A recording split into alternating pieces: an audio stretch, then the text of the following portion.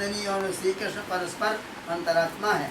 एक तो ये कि जैसे जल में तरंग वैसे ही परम रसामृत मूर्ति श्री कृष्ण में ब्रजांगना, जैसे चंद्रमा में चंद्रिका वैसे भानु से प्रभा, वैसा उसका अविघटित स्वाभाविक संबंध है। किंतु इससे भी अंतरंग ये संबंध है, जैसे अमृत में मधुरिमा, तो उससे भी अंतरंग है। जहाँ परम रसामृत मूर्ति श्री कृष्ण है वहाँ उनकी माधुर्याधिष्ठात्री वृषभानुनंदिनी अमृत से मधुरिमा को अलग किया, फिर अमृतत्व तो ही किया। वेदांती गुण गणों का तादात्म्य मानते हैं, इसलिए सत्ता आनंद रूपी वृषभानुनंदिनी और श्री कृष्ण दोनों एक ही हैं। एक ही सदानंद रूप भगवान गौर तेज श्याम तेज रूप में राधा माधव उभय रूप में प्रकट हुए। इसी दृष्टि से कहते हैं कि श्री कृष्ण का श्री कृष्ण का आंतर स्वरूप वृषभानुनंदिनी तथा बाह्य स्वरूप पुमान है, तथा वृषभानुनंदिनी का आंतर स्वरूप पुमान है और बाह्य स्वरूप वृषभानुनंदिनी स्त्री है। हित हरिवंश संप्रदाय में कहा है कि गौर श्याम शीशियों में श्याम गौर रस भरा हो, वैसे ही दोनों हैं, दोनों शीशी में एक जाति की ही हैं और शीशी श्याम सुंदर की वस्तु है, श्याम शीशी गौर हृदय की वस्तु है और गौर में श्याम रस एवं श्याम में गौर रस भरा है। इस तरह परस्पर श्री कृष्ण और वृषभानुनंदिनी परस्पर हृदय की वस्तु हैं, दोनों में परम अंतरंगता है। इसलिए कहा है उभयो भय भावात्मा। इस प्रकार वो परम तत्व भरपूर होकर वेणुरों के द्वारा व्यक्त होता है, इसीलिए उसका वर्णन करती हुई ब्रजांगनाएं श्री कृष्णचंद्र परमानंद कंद का परिरंभण करती हुई अनुराग की महिमा से परस्पर को परिरंभण करने लगी और कृष्ण साक्षात्कार से रमण करने लगी, कृष्ण के साक्षात्कार से रमण करने लगी। और गोप्य ऊचु अक्षणवतां फलमिदं न परं वेदामः सख्यः पशूननु विवेशयतोर्वयस्यै वक्त्रं विजेश सुतजोरनुवेणुजुष्टं जैर्वानिपीतमनुरक्तकटाक्षमोक्षम्। श्रीधराचार्य कहते हैं कि गोप्य ऊंचू नहीं है, अनुवर्णने नाहु अक्षणवताम। उन्होंने लिखा है गोप्य का अर्थ सनातन गोस्वामी गोपयंत श्याम सुंदरम इति गोप्य। ब्रजांगनाएं अपने श्याम सुंदर को छिपाती हैं इसलिए कि कोई उन्हें जान न जाए। ब्रजांगनाएं कहती है सखियों, नेत्रवानों का और नेत्रधारियों का यही फल है, जिनके आँखें हैं उन आँखों का यही सबसे बड़ा फल है। क्या जल्दी नहीं कहते बना, प्रेम भार से विवश हो गई, अतः सहसा हृदयगत तत्व निर्देष्टुम अशक्य हो गया, वो निकलता ही नहीं। सखी क्या वो इस समय उनका हृदय ही जानता है। अक्षणवताम सर्वेंद्रियवताम ये अर्थ करना चाहिए, इंद्रियवानों का और उनकी इंद्रियों का यही फल है कि आवृत्त चक्षु माने केवल आँखों को मीच कर ही दर्शन न होगा, अभी तो चक्षुपलक्षित सर्वेंद्रियों का निग्रह आवश्यक है। यहाँ भी ब्रजांगनाएं कहती हैं हे सखी, सर्वेंद्रियवानों का यही फल है कि केवल चक्षुमानों का नहीं, खाली आँख हैं जिनके उन्हीं का यह फल नहीं है, सर्वेंद्रियाएं जिनके हैं इन सबों का यही फल है। क्या तब कहते हैं कि वे जो परम रसामृत मूर्ति ब्रजेंद्र नंदन श्री सुंदर श्याम सुंदर श्री कृष्णचंद्र परमानंद कंद हैं, उनके मंगलमय अंगों के सौरस्यादि का आस्वादन करना, आलिंगन करके उनके शरीर की मधुरिमा का आनंद लेना, नहीं तो फिर निर्गुण निराकार परब्रह्म तो इंद्रियों के द्वारा उपभोग्य है ही नहीं। यतो वाचो निवर्तन्ते अप्राप्य मनसा सहा।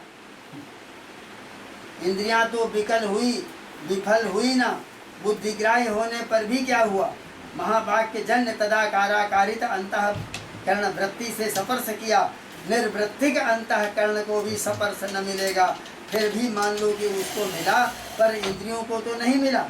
तो ठीक स्पर्श जीव आत्मा को सर्वोपाधि विनिर्मुक्त को मिलेगा। इसलिए कहती हे सखी, इंद्रियवानों के इंद्रिय होने की सफलता मनमोहन श्री कृष्णचंद्र परमानंद कंद के अमृतमय मुखचंद्र का इन नयनों से दर्शन करना, भुजाओं से परिरंभण आलिंगन करना, प्राणों से उनके सौरभ का अवघ्राण करना और रसना से प्रियतम प्रधान के अमृतमय मुखचंद्र की सुमधुर अधर सुधा का पान करने को मिले। सर्वेंद्री के द्वारा संभोग योग्य सर्वों के परम प्रेमास्पद केवल बुद्धि ग्राह्य हो, ये सही नहीं, किंतु सर्व रोम रोम भी उतावले हो उठेंगे।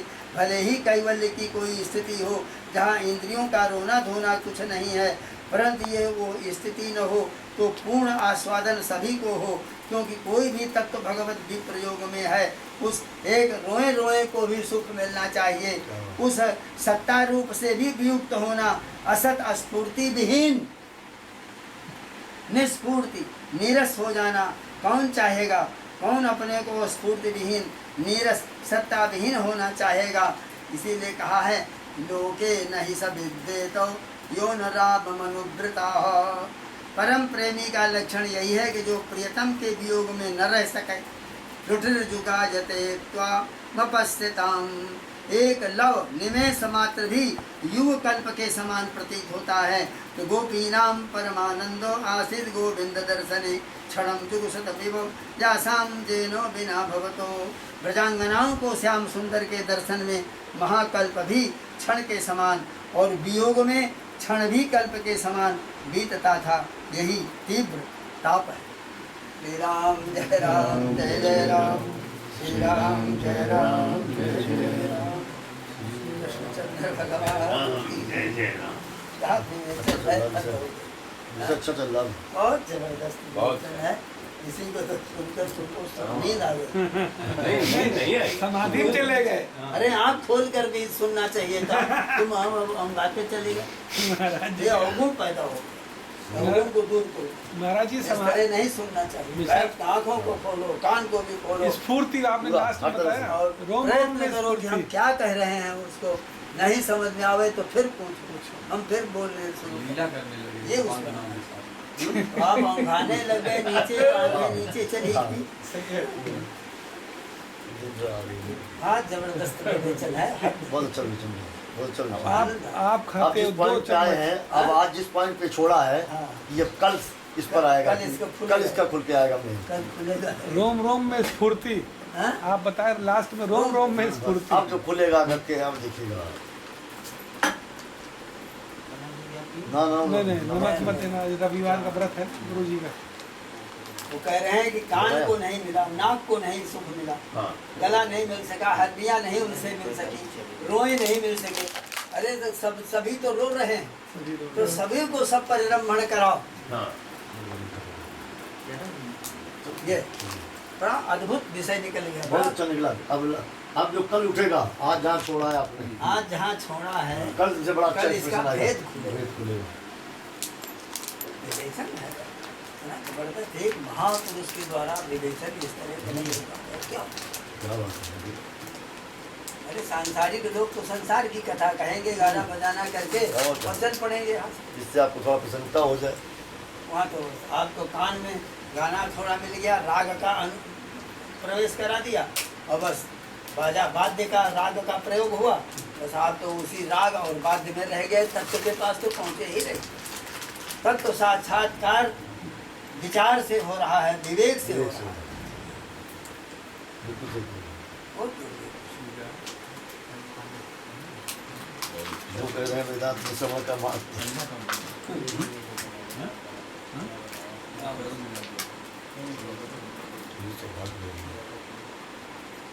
इतना अद्भुत विवेचन जल्दी मिलेगा। तो नहीं मिल, किताब में तो मिल जाएगा, लेकिन उसका वाचक नहीं मिलेगा ना। उसका भाव जो है इस तरह से पढ़ना, बताना और फिर ये किसी का प्रतिष्ठा कहाँ होती है। बैठते थे तो ऐसे ही बस सामने सिर मुख किए हुए बस धराधर। क्या बात है। अद्भुत व्यक्तित्व, बड़ा अद्भुत, बहुत अद्भुत। बहुत चुंबकीय व्यक्तित्व। शरीर कहाँ पूरा हुआ उनका? हाँ? कहाँ पर पूरा हुआ? बनारस में। है? काशी में। काशी में। केदार घाट में बता रहे हैं, वहाँ पे केदार घाट। उनका स्थान है। और उनके उनने क्या नाम आपके थे, वो कौन से पिए था बना उसमें थे ना, नगर प्रमुख थे वहाँ। जब वो वृंदावन में चतुर्मासा करते थे, बड़े बड़े विद्वान वृद्ध लोग, भावुक लोग, ये सब वहाँ पहुँचते थे।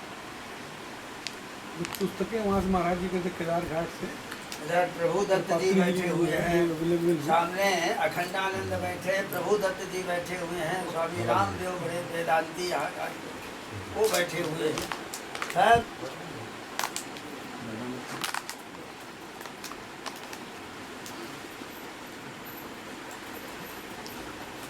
वृंदावन के सारे वक्ता जितने हैं रासलीला के सब बैठे हुए वहाँ पर।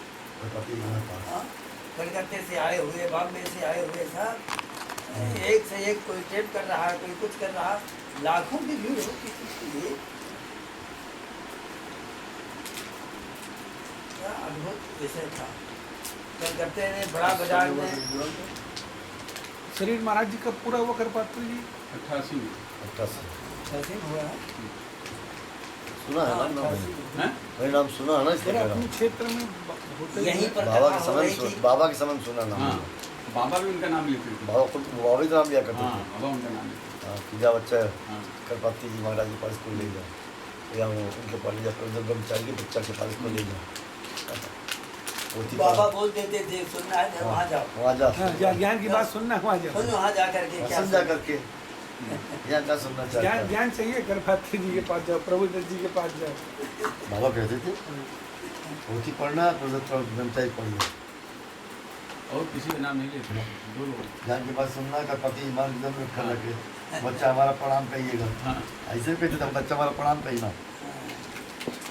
ऐसा कह देते। हाँ बाबा काटते थे बच्चा करपाती जी महाराज को हमारा प्रणाम कहिए। स्वामी जी बहुत आदर करते थे उनका, बहुत बाबा ऐसे कहते थे। अपने भाषण में बोल देते थे कभी, हैं जाओ साक्षात दर्शन करो।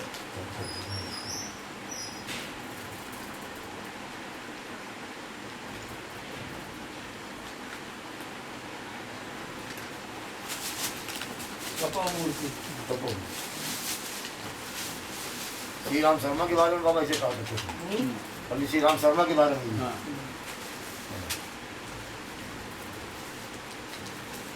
कभी कभी वहाँ भेज देते थे लोगों को। जाओ बच्चा श्री राम आचार्य जी के पास चला जा बच्चा, पढ़ आ जाता थे।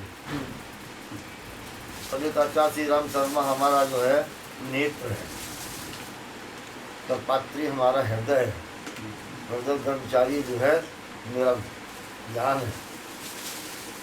शरीर पूरा हुआ तो बाबा करने लगे, तो अब हमारे नेत्र चले गए, अब हमारा हृदय चला गया, अब हमारा ये चला गया।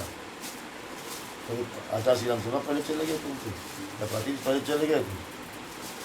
खाली रौ शब्द के ऊपर भाषण चला था। तो सब शास्त्रों से, वेदों से, पुराणों से, उपनिषदों से अभी असिद्ध करते। हुआ अमृत भी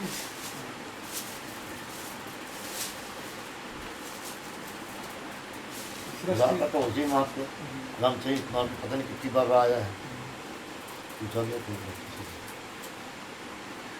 कैसी तबीयत है उनकी पत्नी की वहाँ?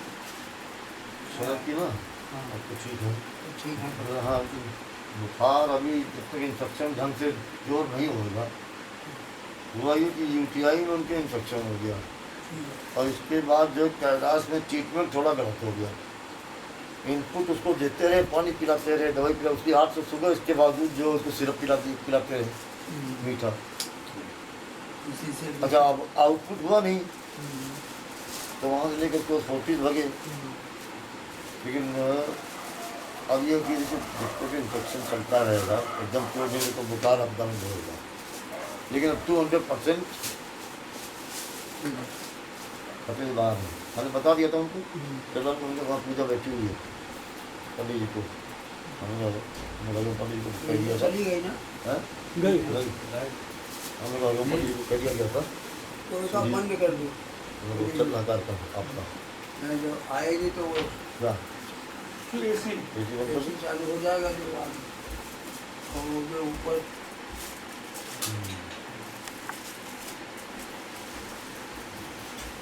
महाराज जी को दिन देख लिया था ना, कह रहे थे कि कष्ट है इसमें, जो दशा है ना जानने का नहीं है, लेकिन कष्ट है। बच गए महाराज का बात है।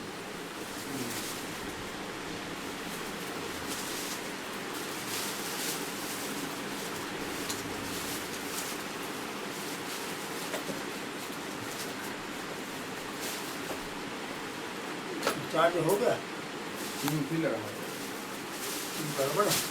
नहीं गड़बड़ नहीं है।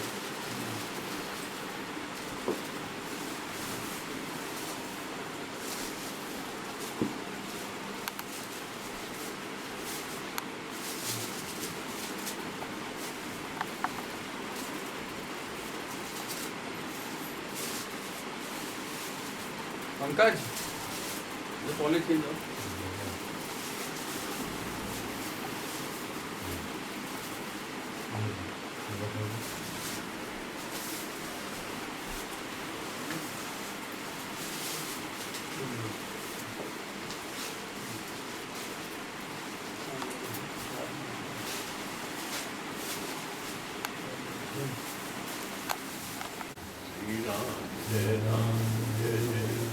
नमोस्तु रामाय सलक्ष्मणाय देव्यै च तस्यै जनकात्मजाय नमोस्तु रुद्रेन्द्रमानिलेभ्यो नमोस्तु इंद्रार्कमरुद्रेभ्यः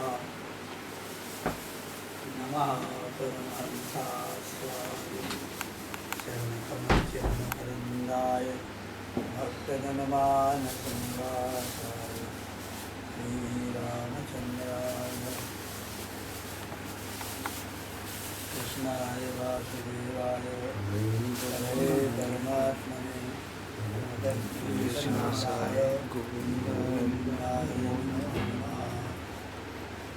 नारायणं नमस्कृत्य नरं देवीं सरस्वतीं व्यासं ततो जयमुदीरयेत। श्री राम जय राम जय जय राम श्री राम जय राम जय जय राम श्री राम जय राम जय जय राम।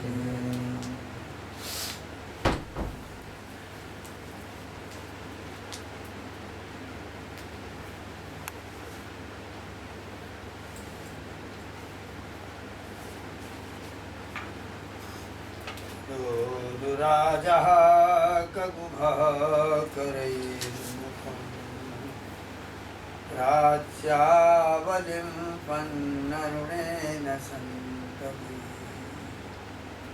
सचरसुनीनां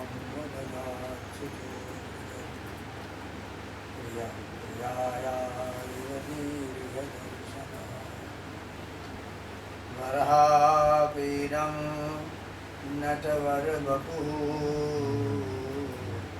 कर्णयो कर्णिकारं बिभ्रतवासः कनककपिशं वैजयन्तीं च माला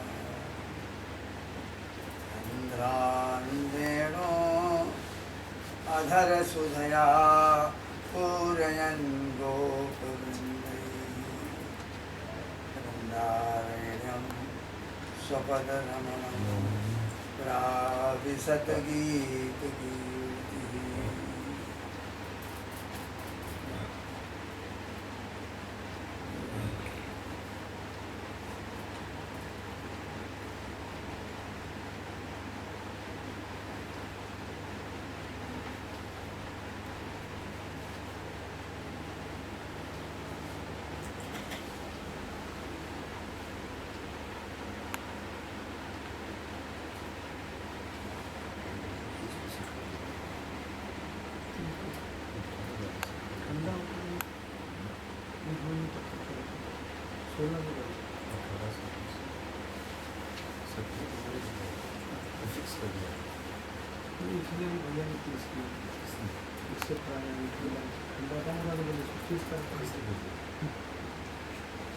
टेम्परेचर कम करने से ठंडा होगा। जब कम कर गया टेम्परेचर बढ़ाने से ठंडा होगा।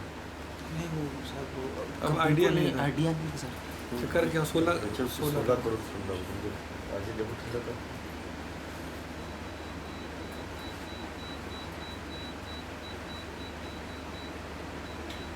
बस अब देखो जरा हाथ में बहुत वहाँ पर है ना। टेम्परेचर सेट की हुई हमने से पूछा कम में ज़्यादा बोले जरा करके देखते हैं। है। टेम्परेचर जितना कम होगा हाँ उतने नीचे जाएगा वो। हाँ, 16 का है। 30 डिग्री सेंटीग्रेड अम्ब्रेला 30 बना के टेम्परेचर 30 डिग्री सेंटीग्रेड, जबकि रूम टेम्परेचर कमरे वाले हटाना है उसको। उपांगनाओं के मन में भगवान श्री कृष्ण के अतिरिक्त दूसरी बात है ही नहीं। जब तक उनको उनका होश हवास सही था तब तक तो उन्होंने अपने को संभाला। कोई कुछ कहेंगे कि कुछ गड़बड़ी है क्या, तो कहते हैं गुप्त प्रेम सखी सदा दुर्ये। हे सखी, गुप्त प्रेम जो है उसको छिपा के रखो। इसलिए कहा कि हम तो दोनों की बात कर रही हैं, अर्थात संभाल कर द्विवचन दिया। ब्रजेश इसलिए कहा कि हम ब्रज में बसती हैं तो उनके लड़के की प्रशंसा करनी ही चाहिए।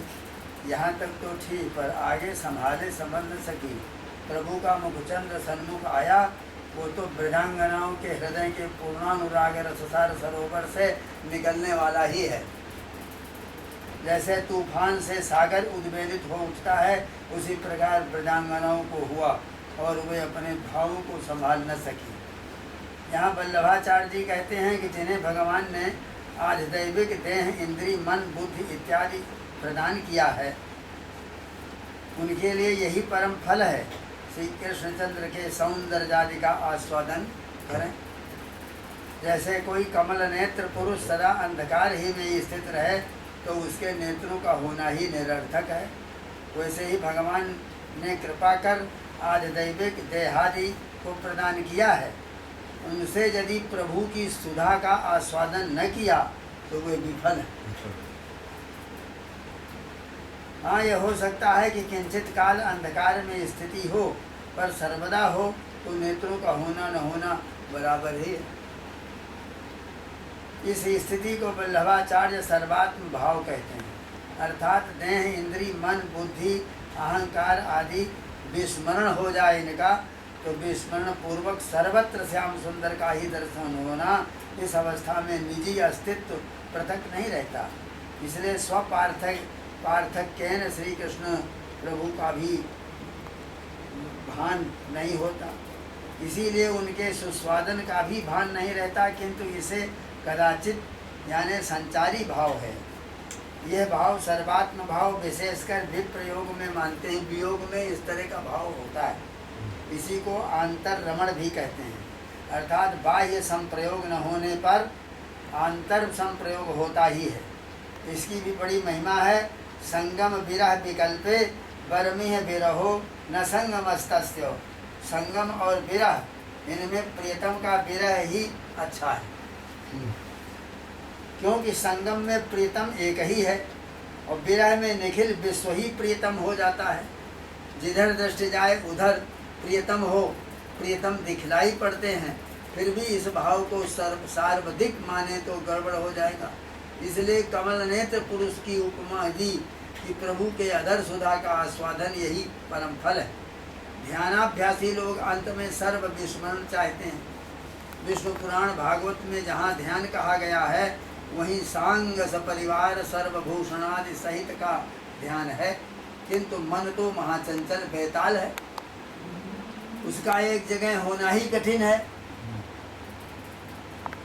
अतः मन प्रभु के भूषणों का ही चिंतन करे। मन अनेक विषयों में क्यों न स्थित हो, पर वो अनेकता प्रभु के स्वरूप में ही हो, वहाँ से उसको अलग न जाने देना, बस ध्यान की यही सीमा है। चंचल बंदर को पद्मासन पर बैठाकर निर्विकल्प समाधि कैसे लगे? ये मन जो है तो बंदर का समान है। चंचल बंदर को पद्मासन पर बैठाल करके निर्विकल्प समाधि कैसे लगे? उसके लिए उपाय करो कि पहले एक बगीचे से बाहर न जाए, फिर एक ही वृक्ष पर, फिर एक ही शाखा पर बैठा रहे। और मन बंदर से भी अधिक चंचल है, क्षण में स्वर्ग से नरक तक दौड़ लगाता है। इसको पहले आलंबन दो। और भक्त गाथा श्री कृष्ण की लीला आलंबन है, फिर मूर्ति में ही रहे। इस प्रकार विषय संचार सीमित किया जाए, जितना अधिकाधिक विषय चिंतन उतनी ही चंचलता अधिकाधिक होगी। जितनी श्री कृष्ण चिंतन में संलग्नता होगी उतनी ही स्थिरता अधिक होगी। मां मनुस्मरतश्चित्त